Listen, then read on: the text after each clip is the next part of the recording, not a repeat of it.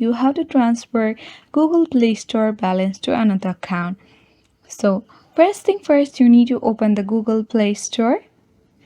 Once you open, you need to locate the profile icon, which is at the top right corner of the screen, and tap on your profile of Google Play Store. Once you have done that, at the bottom you can see help and feedback option. Tap on help and feedback. So let me remind you that there is no direct way to transfer the Google Play Store's balance to another account. So this is only the alternative way.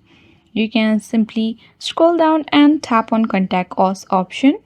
Here you need to tell what actually happened and how can Google help you. Simply you need to tap on it and you need to type in Google Play balance transfer. Once you have written that, you need to tap on the next button. Then once you have done that, you need to choose the best description of this issue. So you need to select transfer account content. Once you have done that, you need to select a specific area that you want the support for. You need to select one and let's select Google Play apps here. Now select next step.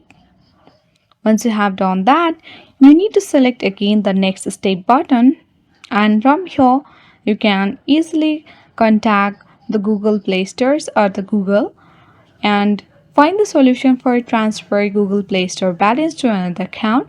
I hope this video was grateful for you.